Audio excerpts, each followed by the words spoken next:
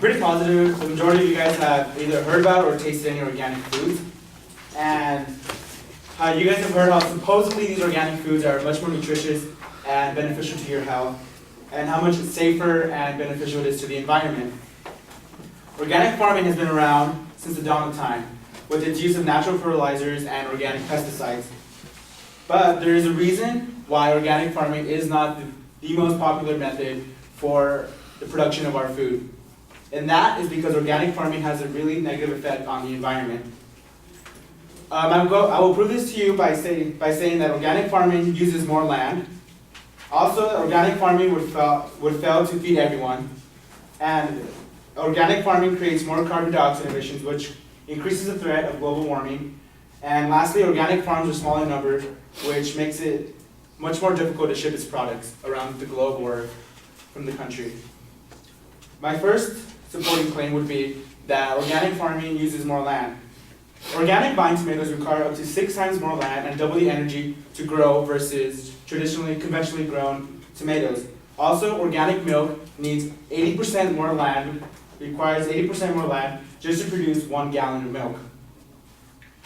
With this, new land since it requires more land, that means new farms need to be established. And with the establishment of new farms, that leads to the destruction of untouched habitats. And with that, it can destroy or harm delicate ecosystems in new regions.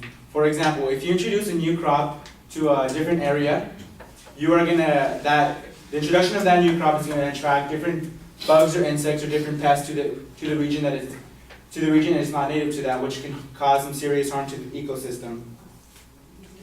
And right now, about more than 35% of the planet's ice-free land is used for agriculture. Organic farms would have to use way more than that, about 10% more, which will lead to nearly 50% of the Earth's ice-free land would have to be used for agriculture.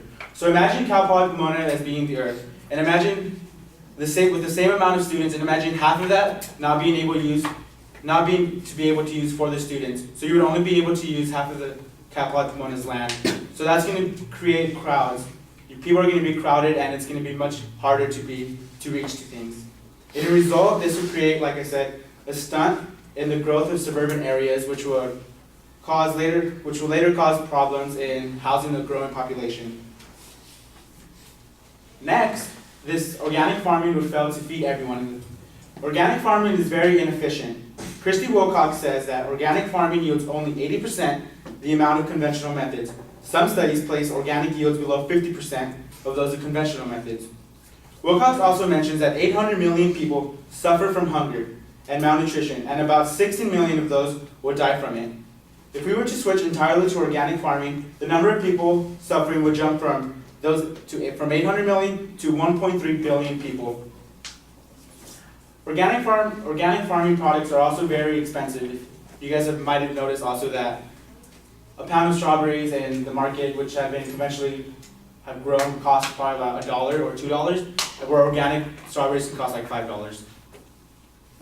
Third, organic farming creates more carbon dioxide emissions, which places a larger threat on global warming. The use of heated greenhouse is typical in growing organic tomatoes. This method then creates 100 times as much of carbon dioxide compared to traditionally grown tomatoes. Taylor M. Jens says that organic milk production emits 20% more carbon dioxide and produces double the unwanted runoff of nitrogen and other natural byproducts that lead to water pollution and soil acidification. Also with this, organic chicken production emits nearly 50% more carbon dioxide than traditionally raised chickens. Lastly, organic farms are small in numbers, which makes it more difficult to ship the products. These products can be shipped in ways that are not environmentally friendly, such as big trailers that have to ship a product from point A to point B. Those trailers, or big rigs as many of you know them by, have a much greater emission of harmful chemicals into the atmosphere, which will potentially cause the greenhouse effect and lead to global warming.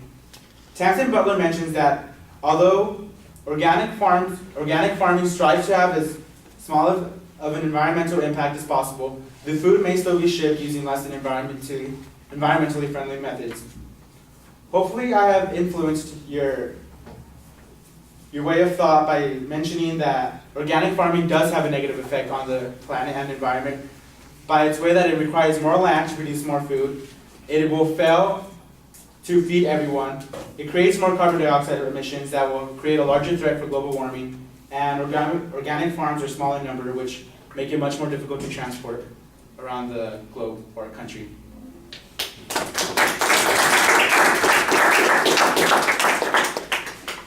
All right, Cesar, you've got a lot of things in the speech that are going really well. The proposition is very clear. There's an excellent layout of what the structure is going to be. You signpost as you're going through, so you're doing a good job there. Most of the secondary points you also explain to some degree.